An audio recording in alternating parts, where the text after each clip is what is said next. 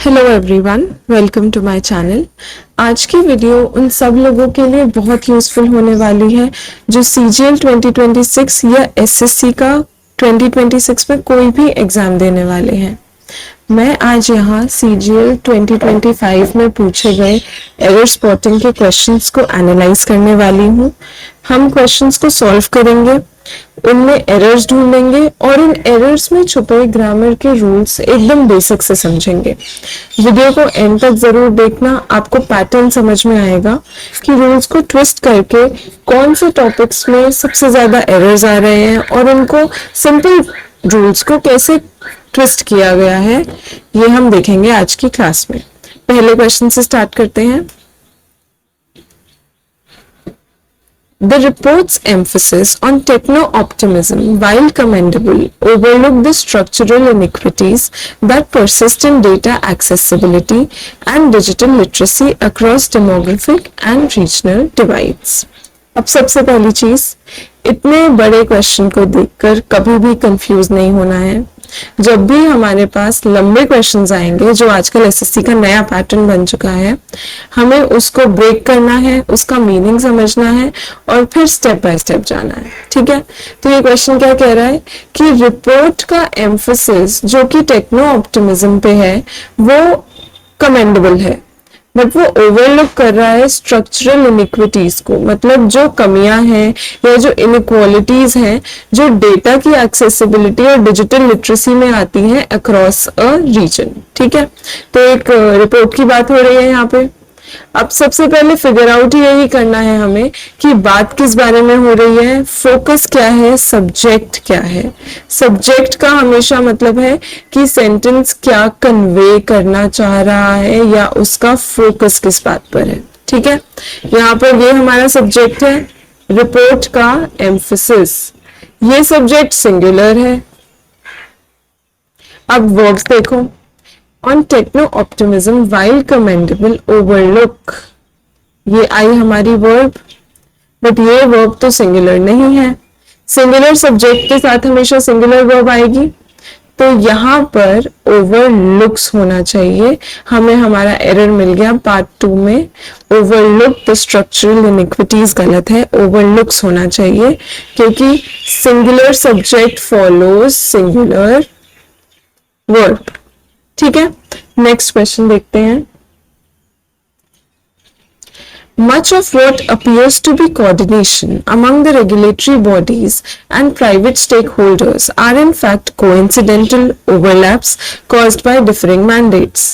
मतलब कि जो हमें कोऑर्डिनेशन लग रहा है रेगुलेटरी बॉडीज और उनके स्टेक होल्डर्स के बीच में, वो सिर्फ एक ओवरलैप है जो कि कोइंसिडेंटल है, जो किससे आया है, डिफरिंग मैंडेट्स, मतलब अलग तरह के ओपिनियन से आया है। वो कोऑर्डिनेशन नहीं है जो कोऑर्डिनेशन लग रहा है। तो यहाँ पे सब्जेक्ट क्या है, बात किस चीज की हो रही है ये ढूंढो। क्या अपीयर हो रहा है, ये हमारा सब्जेक्ट है। मच ऑफ व्हाट हमारा सब्जेक्ट है। अब much of what singular treat किया जाएगा। ठीक है, क्या अपीयर हो रहा है, ये एक सिंगल बात है ना, इसमें क्या क्या अपीयर हो रही है चीजें, ये नहीं बोला गया, क्या अपीयर हो रहा है। तो मच ऑफ व्हाट अपीयर्स, ये वर्ब सिंगुलर है। आगे देखो, among the regulatory bodies and private stakeholders are in fact, इस आर को सब्जेक्ट से जोड़ना है, ना कि ये दो चीजों से कि ये प्लूरल है, रेगुलेटरी बॉडीज और उनके स्टेक होल्डर्स नहीं। इसको देख के बहुत बच्चे कंफ्यूज हो जाते हैं और वो इन दोनों के हिसाब से आर को करेक्ट मान लेते हैं, बट यहाँ पे इन दोनों चीजों की बात नहीं हो रही ना, बात हो रही कि क्या अपीयर हो रहा है जो कोऑर्डिनेशन है, बट वो क्या है, कोइंसिडेंटल ओवरलैप्स हैं। तो यहाँ पर आएगा इस। अगेन एरर क्या था थर्ड पार्ट में, सिंगुलर सब्जेक्ट के साथ सिंगुलर वर्ब। अब देखो, हमने दो क्वेश्चंस देखे अभी तक, दोनों क्वेश्चंस ही सब्जेक्ट वर्ब अग्रीमेंट के टॉपिक पर बेस्ड थे और बिल्कुल बेसिक टॉपिक पर। क्या बेसिक टॉपिक, सब्जेक्ट सिंगुलर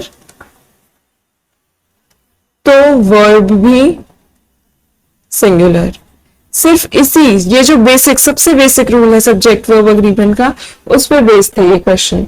ये टॉपिक सबने पढ़ा होता है, बट प्रॉब्लम आती है कि हम उसको अप्लाई नहीं कर पाते हैं एग्जाम टाइम में, एग्जाम प्रेशर में, और ऐसे कंफ्यूजिंग लंबे और डिफिकल्ट क्वेश्चन देखकर तो बिल्कुल अप्लाई नहीं कर पाते हैं। मैंने ये टॉपिक अपने चैनल पर एग्जाम ओरिएंटेड तरीके से पढ़ाया है और उस पर बेस्ड पीवाईक्यूज भी कराए हैं प्रैक्टिस के लिए। आप उसको जाकर जरूर देखना, आपका ये पूरा टॉपिक उसकी सारी एक्सेप्शन, सारी जरूरी चीजों के साथ कवर हो जाएगा। बहुत यूजफुल लगेगी आपको वो वीडियो, आप उसको जरूर देखना। नेक्स्ट क्वेश्चन है हमारा, were he to have responded promptly, the crisis could have been averted far earlier than it ultimately was, saving valuable diplomatic capital। ठीक है, अब ये कह रहा है, किसी पर्सन की बात हो रही है, अगर उसने प्रॉम्प्टली रिस्पॉन्ड कर दिया होता, मतलब टाइम से रिस्पॉन्ड कर दिया होता, तो इस क्राइसिस को हम पहले खत्म कर सकते थे, पहले हटा सकते थे, और उससे हमारी वैल्यूएबल डिप्लोमेटिक कैपिटल जो है वो सेव हो जाती। ठीक है, तो इसमें क्या कहा जा रहा है, अब इसमें देखो, यहाँ पर मैं आपको दो चीजें एक्सप्लेन करती हूँ। यूज ऑफ had और use of were। जब भी हमें कंडीशंस एक्सप्लेन करनी होती है ना, हम दो तरीके से करते हैं। कैसे? पास्ट अनरियल कंडीशन, और ये कैसी कंडीशन की बात हो रही है? अनरियल कंडीशन, जो कि पॉसिबल नहीं है, और ये फ्यूचर अनरियल कंडीशन। ठीक है, मतलब कि अगर पास्ट में कोई एक्टिविटी करनी थी, कोई कुछ करना था और हमने वो नहीं किया है, अब हम उसको पीछे जाकर ठीक नहीं कर सकते, उस केस में हैड आएगा। और वर कब आएगा? जब हम कोई फ्यूचर की अनरियलिस्टिक सी बात करते हैं, जैसे कि if I were a bird, I would fly। ठीक है, और यहां पे देखो, if you had told me earlier, I would have come। ठीक है, अब ये हमने दो तरह के केसेस की बात की है। ठीक है, एक पास्ट अनरियल कंडीशन, अब वो नहीं जा सकता ना, किसी भी केस में वो पहले नहीं जा सकता, पीछे जाकर चीजों को ठीक नहीं किया जा सकता, तो इसलिए उस कंडीशन में हैड आती है कि पास्ट में करना था, अब नहीं हो सकता, तो वो अनरियल हो गई है। और यहाँ पे फ्यूचर अनरियल कंडीशन, अब मैं आज बैठ के ये नहीं बोल सकती ना कि मैं बर्ड बन जाऊं और फिर मैं उड़ूं, तो ये अनरियल कंडीशन है, फ्यूचर से related. If I were the prime minister, if I were the president, ये सब चीजें क्या है? अनरियल फ्यूचर कंडीशंस, इसमें हम वर्ड लगाते हैं। ठीक है, अब देखो आप इसको पहचानोगे कैसे। जब भी हैड होगा तो आपको कुछ वर्ड्स दिखेंगे, जैसे would have, could have, might have, और इन सब के साथ या फिर आपको बीन दिखेगा, मतलब would have been, could have been, might have been. ये आपकी पास्ट के क्वेश्चंस की, पास्ट अनरियल कंडीशंस की पहचान होगी। जब भी आपको ऐसे वर्ड्स दिखेंगे तो हमेशा ध्यान रखना कंडीशन के लिए हैड यूज होगा, और जब ये वर्ड्स खाली दिखेंगे, वुड, कुड, माइट, तो हम वर यूज करेंगे। जैसे कि यहाँ पे हमने वुड यूज किया, यहाँ पे वुड हैव यूज किया। अब हम अपने क्वेश्चन पे जाते हैं। Were he to have responded promptly, the crisis could have been averted far earlier than it ultimately was। would have been, could have been है यहाँ पे, तो यहाँ पे क्या होगा? were की जगह had he to have responded promptly, had he responded promptly, हम इस क्राइसिस को हटा सकते थे। अब देखो एसएससी ने अपना लेवल काफी बढ़ा दिया है लास्ट ईयर से, क्वेश्चंस बहुत ट्रिकी आने लगे हैं। अब अच्छे से बिना प्रैक्टिस के, बिना कॉन्सेप्ट की क्लैरिटी के पेपर को अटेम्प्ट करना, पेपर निकालना बहुत टफ है। बट जिसको पता है कि किस तरह के क्वेश्चंस आ रहे हैं, क्या टेक्निक्स फॉलो करनी है, उसके लिए ये बहुत इजी हो जाता है। ठीक है, अब जैसे होमोनिम का टॉपिक ले लो, बहुत सिंपल टॉपिक है। उसमें उसमें पहली बार वो इंट्रोड्यूस हुआ 2025 में, और उस टॉपिक में आपको मीनिंग्स जानने की जरूरत नहीं है। आपको सेंटेंस जो है वो खुद सेल्फ एक्सप्लेनेटरी है, वो खुद बता रहा है कि मीनिंग क्या है।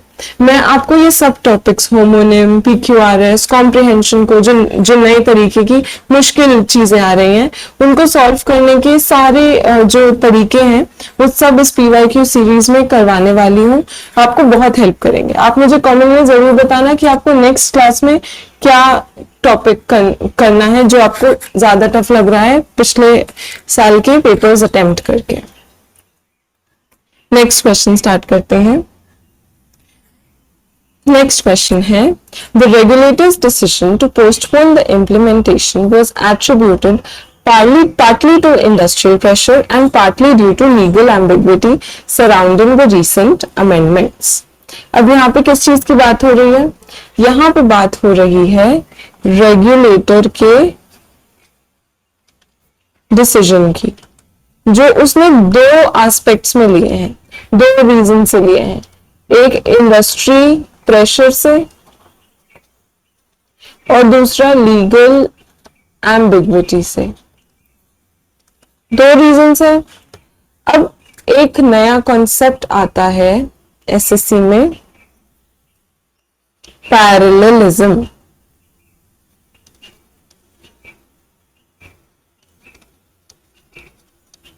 पैरेललिज्म क्या कहना चाहता है?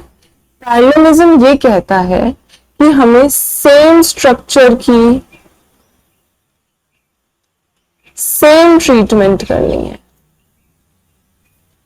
मतलब अगर जैसे दो नाउन्स की बात हो रही है या दो वर्ब्स की बात हो रही है, सेम कॉन्टेक्स्ट में हो रही है, या दो प्रेपोजिशंस की बात हो रही है,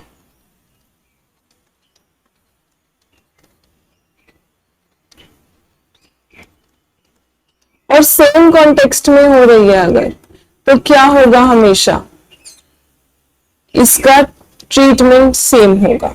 अब क्वेश्चन देखो, यहाँ पे दो चीजों की बात है, इंडस्ट्रियल प्रेशर और legal ambiguity. Postpone the implementation was partly to industry pressure and partly due to legal ambiguity. ठीक है, तो यहाँ पे भी एरर है और पार्टली ड्यू टू होना चाहिए। ठीक है, तो सेम ट्रीटमेंट बहुत जरूरी है। जब भी स्ट्रक्चर सेम होगा सेंटेंस का, जैसे यहाँ पे दोनों चीजों को इक्वल एम्फेसिस दिया जा रहा है कि इंडस्ट्री प्रेशर है और लीगल एम्बिग्विटी है, तो दोनों का ट्रीटमेंट हम सेम करेंगे, पार्टली ड्यू टू ही आएगा। ठीक है, नेक्स्ट क्वेश्चन। अब आप सोच रहे हो कि ये पार्टली, अगर हम इसको पार्टली टू करें तो यहां भी पार्टली टू कर सकते हैं, बट ऐसे सेंटेंसेस में ड्यू टू मोर सूटेबल है, इसलिए पार्टली ड्यू टू को बदलने से अच्छा है पार्टली टू को बदलना, क्योंकि पार्टली ड्यू टू बता रहा है कि रीजन है ये partly due to industry pressure और partly due to legal ambiguity. ठीक है, नेक्स्ट क्वेश्चन देखते हैं। नेक्स्ट क्वेश्चन है, the more senior the position was the more urgent became the need for discretion, decorum and refraining from premature disclosure. अब देखो, इस question में फिर से हमारा कॉन्सेप्ट लग रहा है जो हम अभी अभी पढ़ के आए हैं। अभी अभी हम क्या पढ़ के आए हैं? पैरेललिज्म का कॉन्सेप्ट पढ़कर आए हैं। कहाँ लग रहा है वो पैरेललिज्म? पैरेललिज्म का मतलब सिर्फ ये होता है सेम स्ट्रक्चर सेम ट्रीटमेंट। ये मत समझना कि वर्ब के साथ, नाउन के साथ वो कैसे भी हो सकती है। अब देखो, ये कह रहा है कि the more senior the position was, जितनी सीनियर पोजीशन थी उतनी अर्जेंट हो गई नीड किस चीज की? डिस्क्रीशन की, डेकोरम की और रिफ्रेनिंग फ्रॉम प्रीमेच्योर डिस्क्लोजर। तीन नाउन्स की बात हो रही है, तीन चीजों की बात हो रही है ना, डिस्क्रीशन, डेकोरम और रिफ्रेनिंग फ्रॉम प्रीमेच्योर डिस्क्लोजर। तो अगर इन दोनों को हमने नाउन फॉर्म में लिखा है तो इसको हम जेरेंड मतलब वर्ब की एक फॉर्म होती है, वर्ब फॉर्म में क्यों लिख रहे हैं? हमें इसको कैसे लिखना चाहिए? हमें इसको भी नाउन फॉर्म में लिखना चाहिए। अब रिफ्रेन मत लिख देना, refrain base form of verb है, वो नाउन नहीं है, इसका नाउन होगा रिस्ट्रेन। ठीक है, रिस्ट्रेन फ्रॉम प्रीमेच्योर डिस्क्लोजर। तो अब ये इन तीनों का ट्रीटमेंट सेम हो गया, मतलब एरर पार्ट 4 में है discretion, decorum and restrain from premature disclosure. आगे चलते हैं नेक्स्ट क्वेश्चन में। नेक्स्ट क्वेश्चन कह रहा है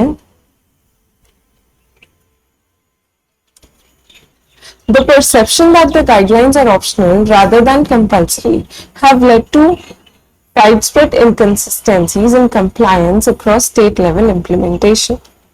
सब इसको अब क्या करो, आप इसको पॉज करो, इस क्वेश्चन को, बहुत सिंपल क्वेश्चन है, इसमें अपनी टेक्निक लगाओ, फोकस ढूंढो, बात किस बारे में हो रही है और उससे जुड़े वर्ब्स देखो और इसको सॉल्व करने की कोशिश करो और फिर आगे वीडियो में देखना कि ये क्वेश्चन कैसे सॉल्व हुआ। तो आप लोगों ने सॉल्व कर लिया होगा, अब आप इसको देखना कि क्या आपने भी सही सोचा था। द परसेप्शन के बारे में बात हो रही है कि गाइडलाइंस ऑप्शनल है, ये गाइडलाइंस के लिए यूज हुआ है ये वर्ब, ये इससे कनेक्टेड है, ये करेक्ट है। Rather than compulsory, have led. अब ये हैव किस लिए यूज हुआ है कि इस परसेप्शन ने कंफ्यूजन क्रिएट किया ना, तो इस परसेप्शन से इस वर्ब को रिलेट करना है। क्या ये सब्जेक्ट सिंगुलर है? तो ये जो वर्ब आ रही है परसेप्शन के लिए यूज हो रही है, ये भी तो हैज होनी चाहिए ना। तो ये हमारा एरर पार्ट है और फिर से वही same error, singular subject singular verb. देखो कितने सिंपल एरर थे, इसी ने कितने पेपर्स बना दिए और लोगों ने ये समझ लिया कि कितने टफ क्वेश्चंस आ रहे हैं। इस बार इतनी ज्यादा हवा बनाई हुई है कि 2025 के पेपर मुश्किल थे, बट आप देखो तो ठीक सही से कि कॉन्सेप्ट्स वही है, बिल्कुल बेसिक, बट सिर्फ क्वेश्चन के लेवल को बढ़ाया गया है, आपसे चीजें वही सेम पूछी हुई हैं। ठीक है,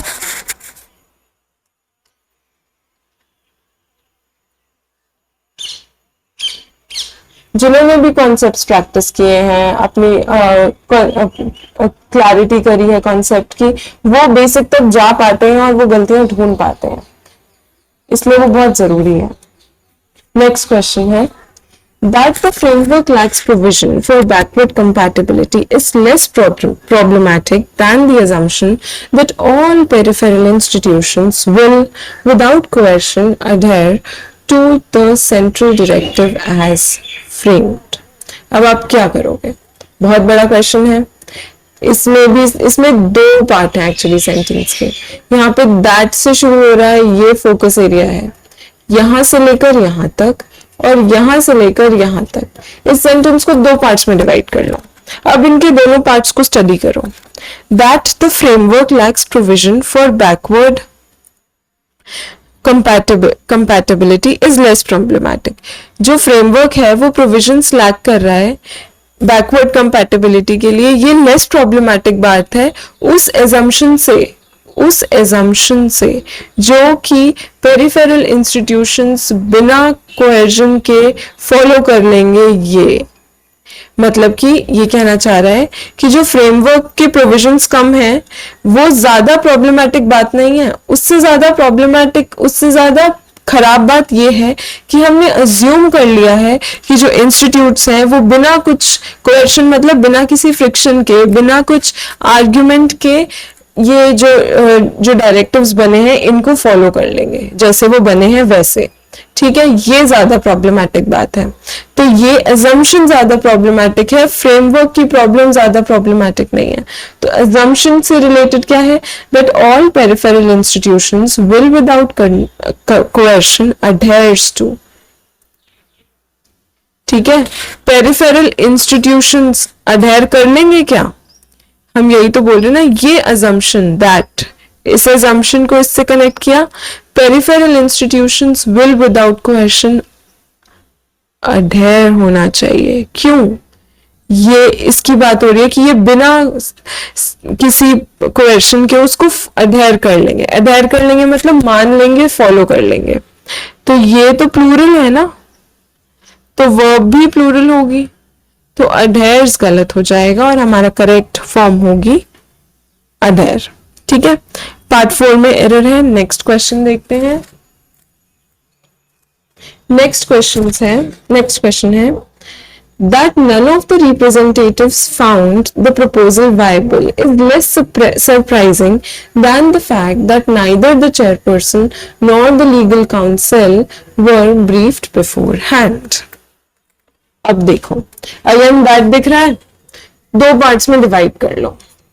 that none of the representatives found the proposal viable, किसी भी रिप्रेजेंटेटिव को प्रपोजल अच्छा नहीं लगा, ये बात लेस सरप्राइजिंग है देन द फैक्ट। कौन सा फैक्ट, वो हम यहाँ पढ़ेंगे, बट इस पार्ट में और इस पार्ट में कोई ग्रामेटिकल एरर नहीं है। That neither the chairperson nor the legal counsel were briefed beforehand, ये है हमारा एरर। देखो, कुछ ना मैग्नेटिक वर्ड्स होते हैं, जैसे कि neither nor, either or, not only but also, ठीक है, if, whether, ये सब वर्ड्स क्या करते हैं, ये सब वर्ड्स मैग्नेट की तरह काम करते हैं। मैग्नेट की तरह कैसे काम करते हैं, जो हमारा एरर है ना, वो बहुत ज्यादा इस एरिया में ही रिवॉल्व करता है। ये वर्ड्स के अराउंड ही हमारा जो एरिया है, एरर है, वो रिवॉल्व करता है। तो हमेशा इन वर्ड्स के अराउंड का जो पार्ट है सेंटेंस है, उसको हमेशा बहुत ध्यान से पढ़ना चाहिए। ठीक है, अब देखो, तो ये पार्ट देख लिया, इसमें कोई एरर नहीं है, इसमें कोई एरर नहीं है। अब यहाँ देखो, that neither the chairperson nor the legal counsel were briefed beforehand. Neither nor, neither nor के साथ क्या वर आता है? नाइदर नॉर का रूल क्या कहता है? नाइदर नॉर का रूल ये कहता है कि हमें नियरेस्ट सब्जेक्ट को देखना है। नियरेस्ट सब्जेक्ट जैसा भी होगा उसके अकॉर्डिंग हम क्वेश्चन को ट्रीट करेंगे। अब मेरी बात ध्यान से सुनो। Neither the principal nor the teachers were present at the meeting. Neither the teacher nor the principal was present at the meeting. जब प्रिंसिपल था वर्ब के पास, हेल्पिंग वर्ब के पास, तो मैंने सिंगुलर ट्रीटमेंट करा। जब टीचर्स था सिंगुलर वर्ब के पास, तो मैंने उसका ट्रीटमेंट कैसे किया है? प्लूरल किया है। ठीक है, अब यही चीज यहाँ पे अप्लाई करो।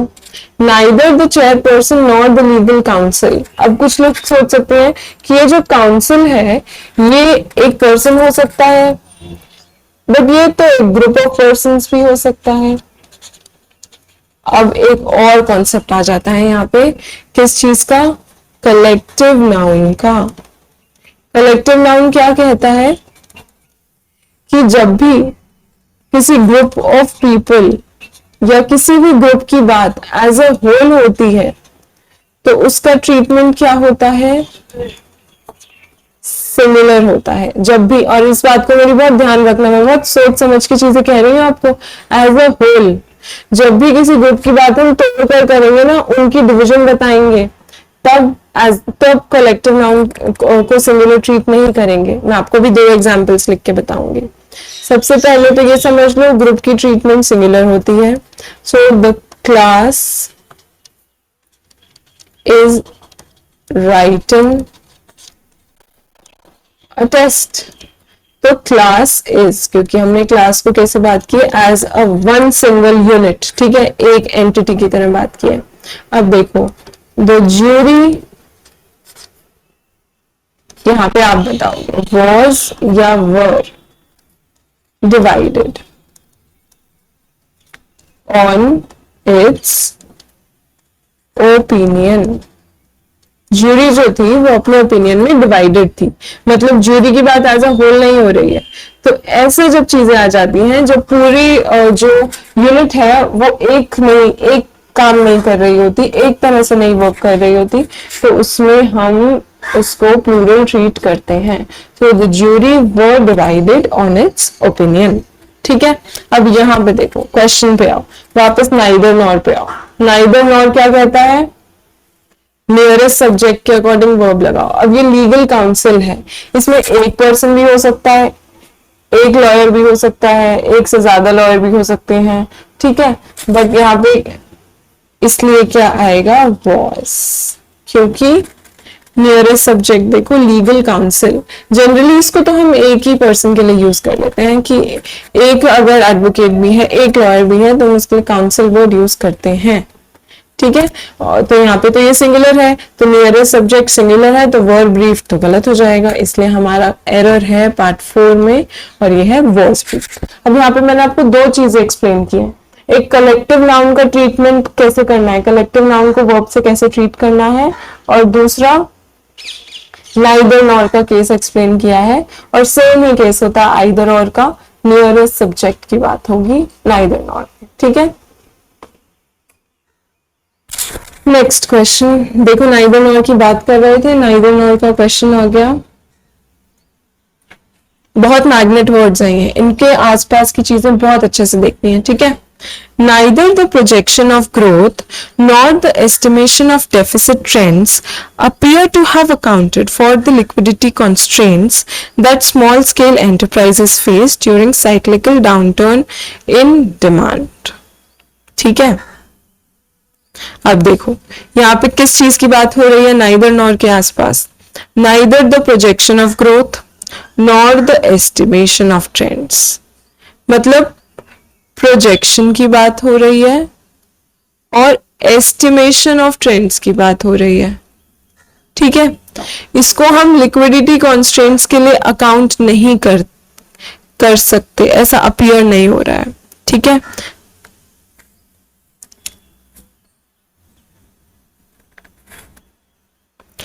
ऐसा अपीयर नहीं हो रहा है कि हम इसको लिक्विडिटी कॉन्स्ट्रेंट्स के लिए अकाउंट कर सकते हैं।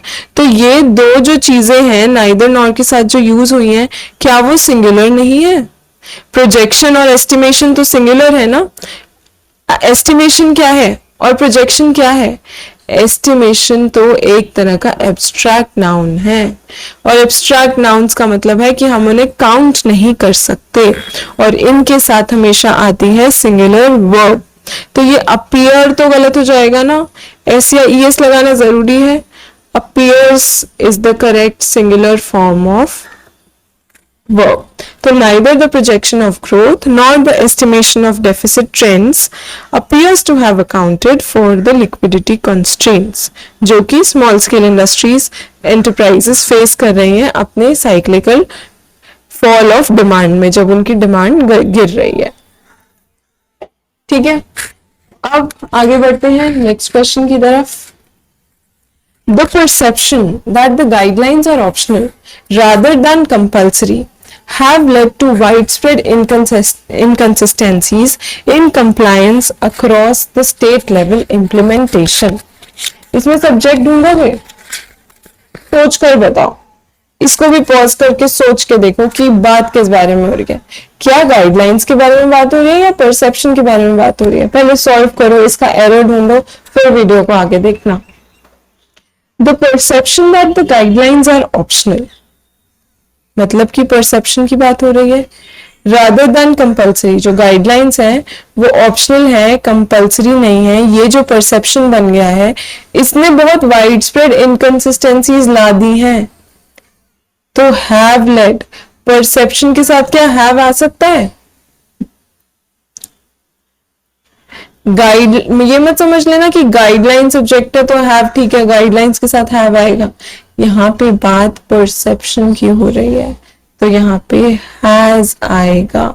The perception has led to, मतलब ये जो लोगों ने सोच लिया है कि वो गाइडलाइंस ऑप्शनल है, कंपलसरी नहीं है, इसने, इनकी सोच ने प्रॉब्लम क्रिएट की है, उनकी परसेप्शन ने प्रॉब्लम क्रिएट की है। तो ये क्या हो जाएगा? हैज लेड, ठीक है। अब देखो सब्जेक्ट वर्ब अग्रीमेंट के बिल्कुल सिंपल टॉपिक, सबसे बेसिक रूल जो उसका गोल्डन रूल कहते हैं कि सिंगुलर सब्जेक्ट सिंगुलर वर्ब इस पर बेस्ड क्वेश्चंस आ रहे हैं सारे के सारे। सिर्फ प्रॉब्लम कहाँ है, प्रैक्टिस, क्लैरिटी और उसको ढूंढने में। और ये जो क्वेश्चंस उन्होंने सिंपल की जगह बहुत ज्यादा कॉम्प्लिकेट कर दिए हैं, सेंटेंसेस की लैंग्वेज वो सीखो, उसकी प्रैक्टिस करो, अपने आप क्वेश्चन सॉल्व कर पाओगे अगर इतने बड़े क्वेश्चंस को देखकर डरना बंद कर दोगे, मतलब ये सोचना बंद कर दोगे अरे अब ये कैसे होगा। ठीक है, नेक्स्ट क्वेश्चन देखो। The fact that dissenting opinions are stifled without due institutional safeguards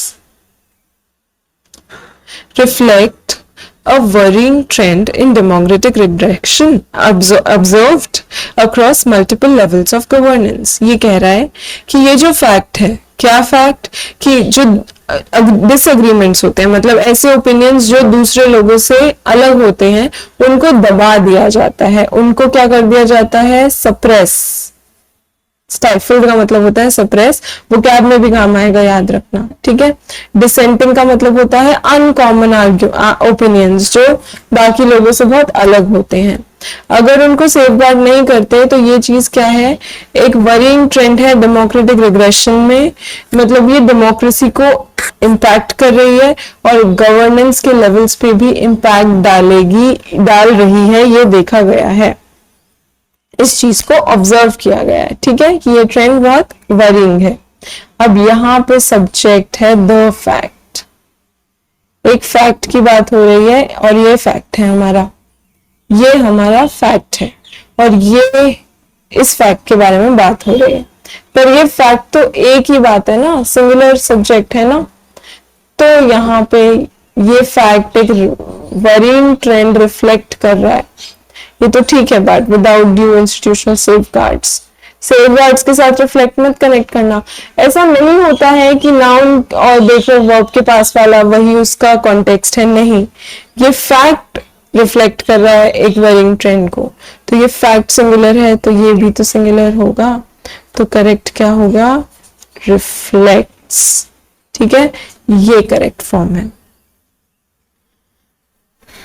आगे अगला क्वेश्चन है हमारा, The investigation's findings, alarming in both scope and content, prompted responses not just from the agencies concerned but also from the auditors who report they were never granted access to critical records। अब देखो, investigation की findings जो कि alarming है scope में भी और content में भी, ये जो वर्ब है, ये जो फॉर्म वर्ड है, इसको वर्ब फॉर्म में ट्रीट मत करना, ये एक तरह से नाउन की तरह ट्रीट हुआ है कि ये कितनी अलार्मिंग बात है। ठीक है, prompted responses not just from agencies concerned but also from the auditors who report। अब देखो, ये जो पूरा सेंटेंस है ये क्या कह रहा है कि जो फाइंडिंग्स थी वो स्कोप और कंटेंट में बहुत ज्यादा अलार्मिंग थी, जिसने क्या किया, रिस्पॉन्सेस प्रॉम्प्ट किए फ्रॉम कंसर्न्ड एजेंसी और ऑडिटर्स से भी, जिन्होंने रिपोर्ट किया कि उनको कभी भी एक्सेस नहीं मिला क्रिटिकल रिकॉर्ड्स का। ऐसा नहीं लग रहा नहीं, ऐसा नहीं है कि ये सेंटेंस पास्ट में है, रिपोर्ट की फाइंडिंग्स देखी और उससे रिस्पॉन्सेस प्रॉम्प्ट हुए, प्रॉम्प्टेड रिस्पॉन्स। ठीक है, दे वर नेवर ग्रांटेड, तो ये जो ऑडिटर्स हैं जिन्होंने रिपोर्ट किया होगा ये भी रिपोर्टेड नहीं हो जाएगा। यही हमारा एरर है कि सेंटेंस पास्ट में है तो सारी वर्ब्स पास्ट में ही रहेंगी। प्रॉम्प्टेड रिस्पॉन्स, एजेंसीज ने भी रिस्पॉन्ड किया, वो पास्ट में है, और इन्होंने भी रिस्पॉन्ड किया, तो एक तरह से नॉट ओनली बट ऑल्सो वाला केस है ना, तो यहाँ भी पैरेललिज्म लगाओ, सेम रूल लगाओ कि सेम ट्रीटमेंट करोगे। तो अगर यहाँ पे प्रॉम्प्टेड रिस्पॉन्स है, प्रॉम्प्ट रिस्पॉन्सेज नहीं है, तो यहाँ भी रिपोर्टेड होगा क्योंकि पूरा सेंटेंस पास्ट में है, सेंटेंस का पूरा मीनिंग पास्ट में जा रहा है, इसलिए रिपोर्टेड। अगला क्वेश्चन देखो, अगला क्वेश्चन है that certain state governments have invoked archaic laws to suppress dissent does not only reflect legal opportunism but also undermines the constitutional ethos that such provisions were meant to uphold. ठीक है, अब इस question में error कहाँ है? Error ढूंढो। State governments ने archaic laws को इन्वोक कर दिया है, मतलब लगा दिया है। आर्काइक लॉज मतलब जो बहुत पुराने लॉज हैं उनको अप्लाई कर दिया है। तो ये क्या कर रहा है? वो इस चीज को सप्रेस कर रहा है कि जो लोगों की डिसेंट है, लोगों के ओपिनियंस को सप्रेस कर रहा है। और ये चीज क्या रिफ्लेक्ट करती है? ये रिफ्लेक्ट करती है कि लोग लीगल अथॉरिटीज, लीगल लॉज को अपॉर्चुनिटी की तरह, मतलब गलत तरीके से यूज करेंगे, और कॉन्स्टिट्यूशनल एथोस इससे क्या होंगी? अंडरमाइन होंगी। ठीक है, ये provisions were meant to uphold, constitutional ethos undermine होंगे, और अगर ये सारे प्रोविजंस चलते रहे तो इसका ये मतलब है। यहाँ पे वर मेंट टू अपहोल्ड किस लिए यूज हुआ है? ये फ्यूचर अनरियल कंडीशन के लिए यूज हुआ है, इसको गलत मत समझ लेना। ये फ्यूचर अनरियल कंडीशन वाला वर मेंट है, ये एकदम करेक्ट है। बाकी पार्ट ऑफ द सेंटेंस देखो, दैट द स्टेट गवर्नमेंट, जब भी ऐसे स्टार्ट होगा ये हमारा सब्जेक्ट होगा। ये डिसेंट को सप्रेस कर रहा है, not only but also. Magnet word दिख गया, नॉट ओनली बट ऑल्सो। अब इसके आसपास की चीजें बहुत ध्यान से पढ़ो। बट ऑल्सो, दैट के साथ यूज किया, सिंगुलर सब्जेक्ट है। नॉट ओनली बट ऑल्सो में बट ऑल्सो के साथ भी हमने अंडरमाइंस यूज किया है, सिंगुलर वर्ब यूज किया है। तो डज नॉट ओनली रिफ्लेक्ट्स भी होना चाहिए ना, डज भी यूज किया है सिंगुलर, तो यहां भी क्या होगा? Does not only reflects legal अपॉर्चुनिटिज्म। Not only but also में अब यहाँ पे दो चीजें लगी हैं। एक तो आपने सब्जेक्ट देखा, फिर उसके अकॉर्डिंग लगाया, और दूसरी चीज नॉट ओनली बट ऑल्सो में आपने कौन सा कॉन्सेप्ट देखा जो आप पहले से सीखते हुए आ रहे हैं? पैरेललिज्म का कॉन्सेप्ट, जो कि क्या कहता है कि सेम स्ट्रक्चर की ट्रीटमेंट सेम होनी चाहिए। तो नॉट ओनली रिफ्लेक्ट्स होगा, और क्योंकि बट ऑल्सो के साथ भी अंडरमाइंस है। ठीक है, नेक्स्ट क्वेश्चन देखते हैं हम। अगला क्वेश्चन देखो, the spokesperson refused to comment until the investigation would be completed to avoid jeopardizing ongoing proceedings।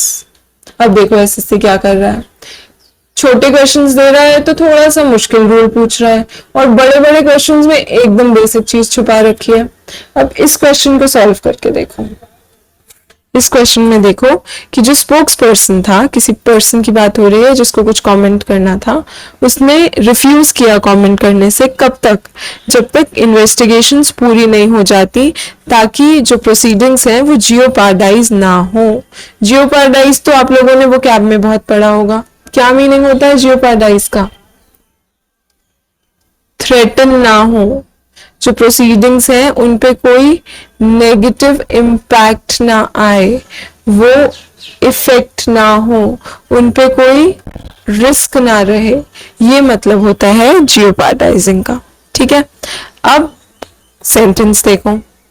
अब मैं आपको एक चीज बताती हूं, कुछ इंपॉर्टेंट कंजंक्शंस होती हैं। कैसी कंजंक्शंस होती हैं?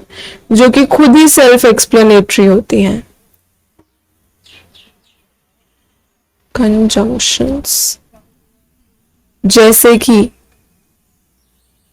until, when, before, as soon as, after, unless, ये सब क्या है? कुछ इंपॉर्टेंट कंजंक्शंस हैं जो कि किस चीज को रेफर करती हैं? Refer to future time.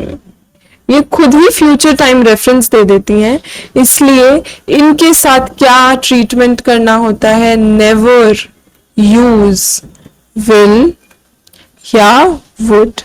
इनके साथ कभी भी विल या वुड का यूज हम नहीं करते, ये बात हमेशा ध्यान रखना। नेवर नेवर इस विल और वुड यूज नहीं होता, क्योंकि ये खुद ही फ्यूचरिस्टिक कंजंक्शंस हैं। I will come when the bell rings, ठीक है। वेट अंटिल ही कम्स, ये सब जो सेंटेंसेस हैं ये खुद ही फ्यूचर बता देते हैं, खुद ही फ्यूचर को रेफर कर देती हैं ये वर्ड्स, इसलिए उन सेंटेंसेस में हम इन कंजंक्शंस के बाद फ्यूचरिस्टिक वर्ब्स नहीं लगाते। अब क्वेश्चन देखो, the spokesperson refuse to comment until the investigation would be completed. Would be completed यहाँ पे क्या हो गया, हमारा एरर हो गया, क्योंकि यहाँ पे क्या वर्ड आ गया, until। कौन से वर्ड्स देखे हमने, until, when, before, as soon as, after और unless, ठीक है। अब देखो, स्पोक्सपर्सन ने रिफ्यूज किया until the investigations would be completed, until the investigation was completed, correct होगा, या फिर इज कंप्लीटेड। ये दो फॉर्म्स जो हैं ये करेक्ट हैं अंटिल के साथ, बट ये नहीं आएगा वुड बी, फ्यूचरिस्टिक वर्ब नहीं आएगी, क्योंकि फ्यूचर को रेफर करने के लिए ऑलरेडी हम ये यूज कर चुके हैं। डबलिंग ऑफ एफर्ट्स नहीं करना होता है हमें सेंटेंसेस में, ठीक है।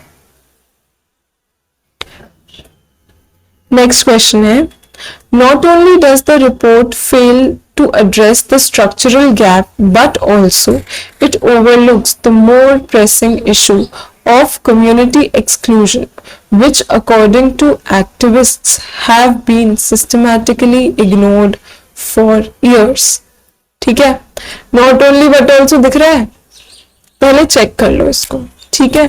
मैंने बोला है मैग्नेट वर्ड्स हैं, बहुत केसेस में होते हैं, बट ये जरूरी नहीं है कि ये 100% शॉर्ट, ये कोई रूल नहीं है, ये सिर्फ एक टेक्निक है, ट्रिक है जो आप एग्जाम में अप्लाई कर सकते हो, ठीक है।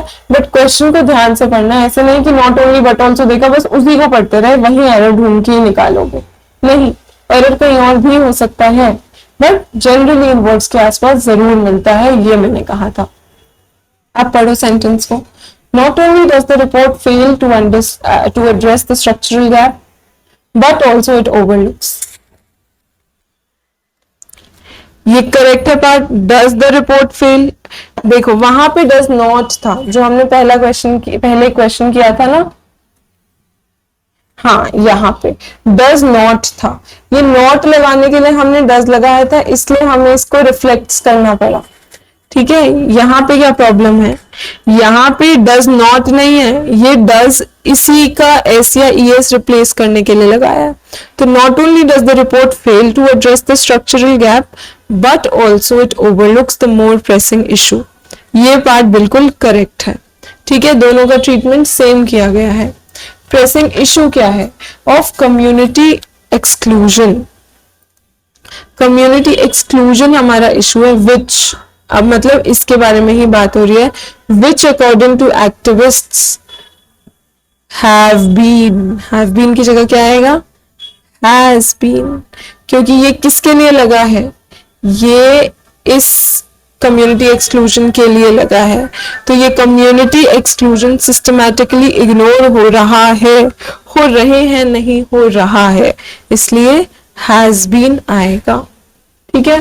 अगेन देखो मोस्ट क्वेश्चंस किसके थे, सिर्फ सब्जेक्ट वर्ब अग्रीमेंट पे बेस, सिर्फ और सिर्फ।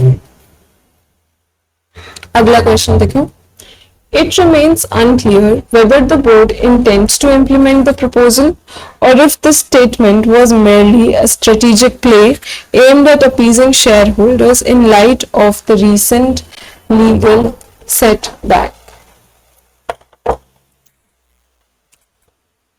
अब देखो, whether the board intends to implement the proposal or if the statement was a strategic play। अब इस सेंटेंस में देखो आपको दो चीजें पता लग रही है कि बोर्ड इंटेंट करना चाहता था, उसकी इंटेंट थी प्रपोजल को लगाने की, या फिर ये सिर्फ एक स्ट्रेटेजिक प्ले था, तो वेदर,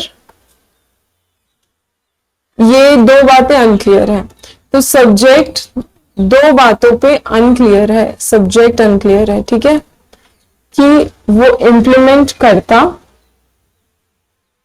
या फिर ये एक स्ट्रेटेजिक प्ले था।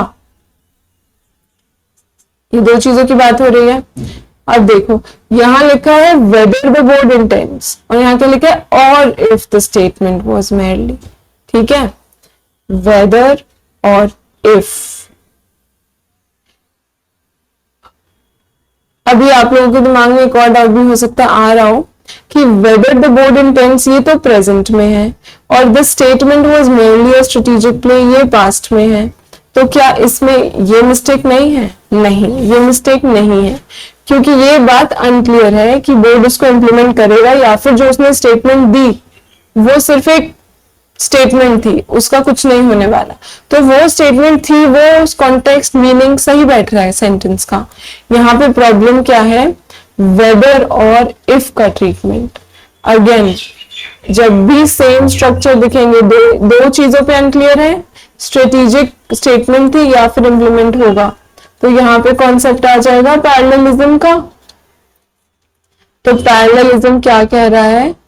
वेदर और इफ नहीं यूज होंगे, इफ और इफ यूज होगा और यहाँ पे आगे वेदर है, तो वेदर ही ज्यादा सुटेबल है इन एनी केस। तो whether the statement, whether the board intends to implement और whether the statement was merely a strategic play, ठीक है।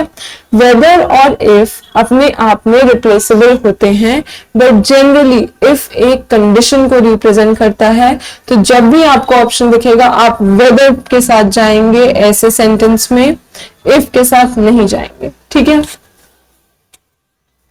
नेक्स्ट क्वेश्चन देखो, the presumption not that policies themselves were ill conceived but rather that their rhetorical framing, laden with abstractions alien to grassroots discourse, have contributed more to civic apathy than implementation failures per se, reflects a deeper institutional detachment than previously acknowledged.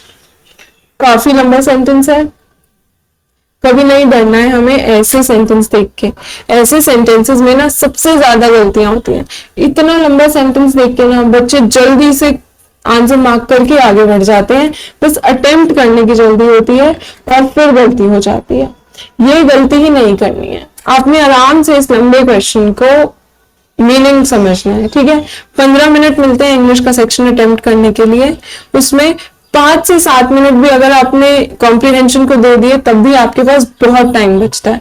मैं आपको अपने channel पे ऐसी tricks भी बताऊंगी, techniques भी बताऊंगी और हम 15 मिनट में क्वेश्चंस पूरा सेक्शन भी सॉल्व करके देखेंगे, बट फिर भी वो 15 मिनट बहुत इनफ है हमें इतने बड़े क्वेश्चन को टैकल करने के लिए। तो जल्दी नहीं मचानी है, क्वेश्चन को समझना है, बहुत ध्यान से मीनिंग समझ के अटेम्प्ट करना है, ठीक है। अभी मैं आपको ऐसे ही क्वेश्चंस, लंबे क्वेश्चंस में एरर्स ढूंढना, PQRS के टाइप के क्वेश्चंस, ये सब करवाने वाली हूँ, जिसमें आपको एज मिलेगी। ऐसे क्वेश्चंस जो आजकल आ रहे हैं SSC में, लंबे क्वेश्चंस आपको बहुत एज देंगे, क्योंकि आप इन क्वेश्चन से डरेंगे नहीं, आपको प्रैक्टिस होगी, आपने PYQs करे होंगे और आपको ट्रिक्स पता होंगी, तो आप इजीली अटेम्प्ट कर पाएंगे, आपको एज मिलेगा इंग्लिश के सेक्शन में, ठीक है। अब इस क्वेश्चन को देखो, इस क्वेश्चन का मीनिंग समझने की कोशिश करो और सब्जेक्ट ढूंढने की कोशिश करो। द प्रिजम्पशन, एक प्रिजम्पशन है कि not that the policies themselves were ill conceived, कि जो सिर्फ ये नहीं है कि पॉलिसीज खराब बनी हुई हैं, बट उनकी फ्रेमिंग जो कि बहुत एब्स्ट्रैक्शंस हैं, जिसमें जो कि बहुत कनेक्टेड नहीं है, ग्रास रूट लेवल से मैच नहीं करती हैं, उन्होंने ज्यादा प्रॉब्लम, सिविक एपैथी मतलब लोगों के बीच में ज्यादा, सिविक को हम पब्लिक से रिलेट करते हैं, कहते हैं ना सिविक सेंस, वो पब्लिक है कि लोगों में कॉमन सेंस नहीं है, तो सिविक एपैथी को बढ़ा रही है, जो कि इम्प्लीमेंटेशन फेलियर से भी ज्यादा बड़ी प्रॉब्लम है, क्योंकि इंस्टीट्यूशंस क्या है, ग्रास रूट लेवल से डिस्पैच्ड है, ठीक है। तो बात क्या हो रही है अब इस बारे में ढूंढो कि प्रिजम्पशन जो है की पॉलिसीज डिटैच्ड हैं, ये ज्यादा कंट्रीब्यूट कर रही है, तो ये प्रिजम्पशन जो है गड़बड़ है, यही हमारा सब्जेक्ट है। इसी को सिंगुलर, ये सिंगुलर है, इसी के अकॉर्डिंग इससे रिलेटेड वर्ब को ट्रीट करो। इस प्रिजम्पशन ने ये ने क्या किया है, कंट्रीब्यूट कर दिया है प्रॉब्लम में, तो ये हैव नहीं होगा, सिंगुलर सब्जेक्ट के साथ सिंगुलर वर्ब हैज कंट्रीब्यूटेड। सिर्फ ऐसे तरह के क्वेश्चंस की प्रैक्टिस होनी चाहिए दिमाग में, आप बहुत अच्छे से सॉल्व कर पाओगे। ऐसे ही PQRS भी देखे गए 2025 में कि बहुत लंबे आ रहे हैं, बहुत मुश्किल वर्ड्स हैं, कनेक्ट नहीं कर पा रहे हैं, मीनिंग नहीं समझ पा रहे हैं। सिर्फ और सिर्फ टाइम देकर क्वेश्चन को समझना है, ठीक है। और 15 मिनट में होंगे। इंग्लिश का सेक्शन आपको 15 मिनट इनफ है रहेंगे। आप बिल्कुल, आपको ऐसा नहीं लगेगा अगर आप मेरे सेक्शनल टेस्ट देखोगे, आप ये देखोगे कि मैं अभी आपको आगे कराऊंगी कि हम 15 मिनट की क्या स्ट्रैटेजी होगी, हम कैसे क्वेश्चन सॉल्व करेंगे, तो आप देख पाओगे कि आपका कॉम्प्रिहेंशन भी विद इन टाइम होगा, PQRS भी सॉल्व होंगे, ऐसे लंबे एरर डिटेक्शन के क्वेश्चंस भी आप आराम से सॉल्व कर पाओगे, ठीक है। चलो नेक्स्ट क्वेश्चन से शुरू करते हैं। The company needs a detailed feedback from all departments before finalising its restructuring plan for the upcoming fiscal year. एकदम सिंपल क्वेश्चन है, छोटा सा क्वेश्चन है, कोशिश करो इसमें एरर ढूंढने की। और देखो एरर तो है ही, क्योंकि नो एरर का ऑप्शन ही नहीं है। कोशिश करो, पॉज करके ढूंढने की कोशिश करो, और अगर इसमें आपको बार बार पढ़ने पर एरर नहीं मिल रहा है तो मतलब आपको वो कॉन्सेप्ट ही नहीं पता है, आपको क्लिक ही नहीं होगा, ठीक है। The company needs a detailed feedback from all the departments. Company को एक डिटेल्ड फीडबैक चाहिए सारे डिपार्टमेंट से अपना रिस्ट्रक्चरिंग प्लान बनाने के लिए फॉर द नेक्स्ट ईयर, ठीक है। अब देखो,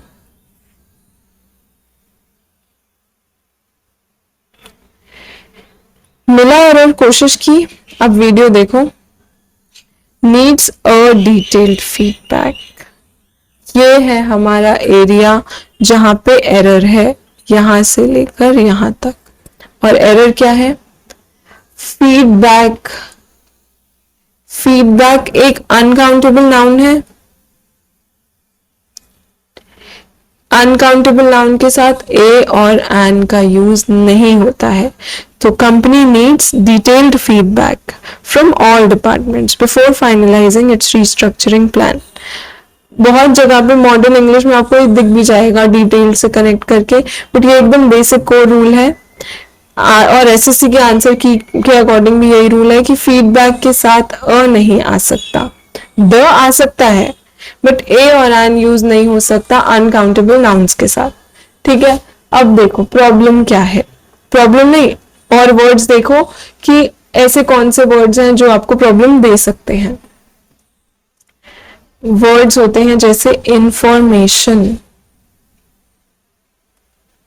एडवाइस, और अभी हमने क्या वर्ड देखा, इंफॉर्मेशन ही देखा था ना। और कौन से वर्ड्स हो सकते हैं? Furniture, luggage.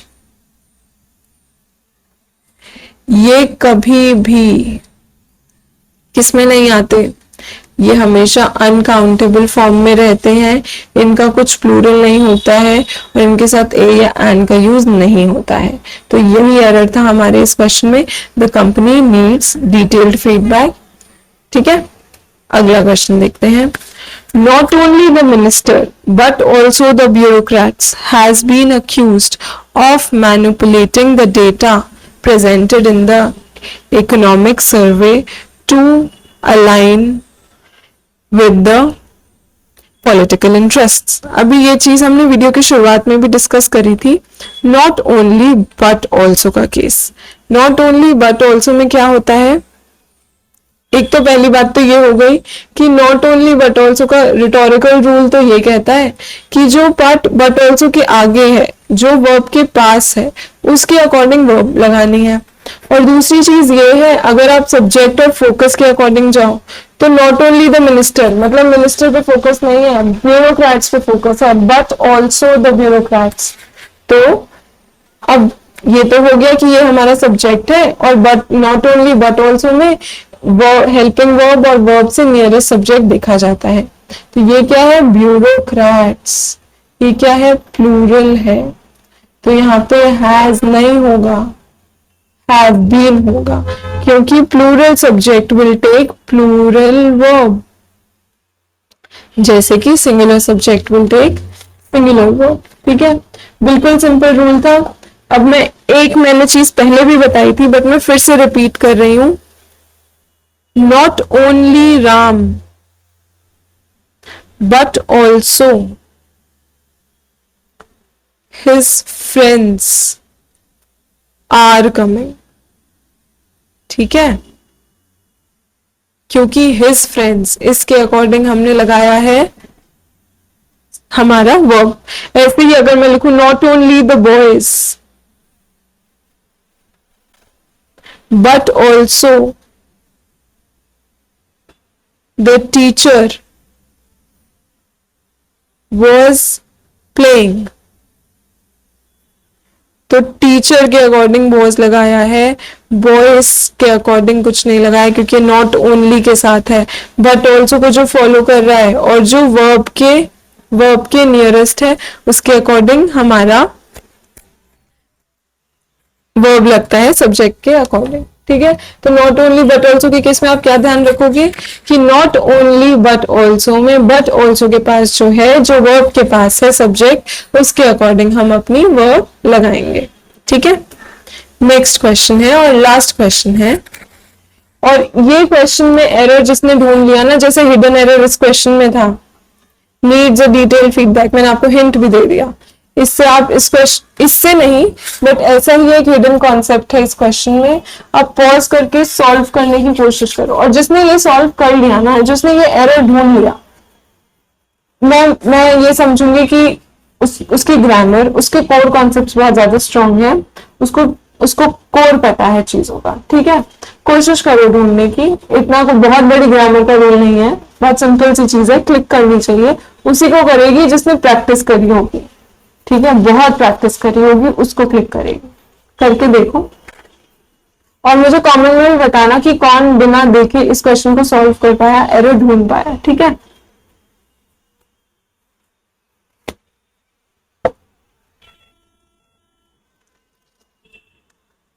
तो इस क्वेश्चन का क्या एरर है, इस क्वेश्चन में क्वेश्चन पढ़ो। The finance team comprises of experts in risk audit and compliance from various department. Error है हमारा इस पार्ट में, कंप्राइजेस ऑफ जो है वो गलत एक्सप्रेशन है।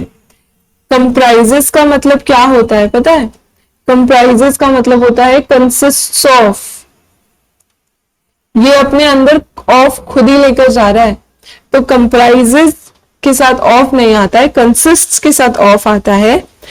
Consist of expert but comprises experts. ठीक है, comprises is never followed with of. ठीक है, अब देखो हमने कितने सारे क्वेश्चंस किए और हमने क्या सीखा कि एरर सबसे सिंपल रूल पर बेस्ड है। वो एरर क्या है, मोस्ट रेपिटेटिव एरर हमें क्या मिला, वो एरर है singular verb singular subject singular verb, plural subject plural verb. But the point is कि हमें सिंपल एरर को भी अप्लाई करना आना चाहिए ना, ये बहुत जरूरी है किसी भी टॉपिक को मास्टर करने के लिए। उसके PYQs उठाओ और उसकी प्रैक्टिस करो, एग्जाम की शिफ्ट्स देखो, एग्जाम की शिफ्ट्स लगाओ। ये सब कंटेंट आपको मेरे चैनल पर मिलेगा, जाकर चेक करो जो भी कंटेंट अवेलेबल है और जो मैं आगे लाने वाली हूँ। और अगर आपको ये यूजफुल लगी हो और आगे भी आप ऐसी यूजफुल एग्जाम ओरिएंटेड चीजें देखना चाहते हैं तो please do share, like, comment and subscribe to my channel. Next video में हम इन्हीं एरर्स को कंटिन्यू करेंगे CJ 2025 के। Thank you so much.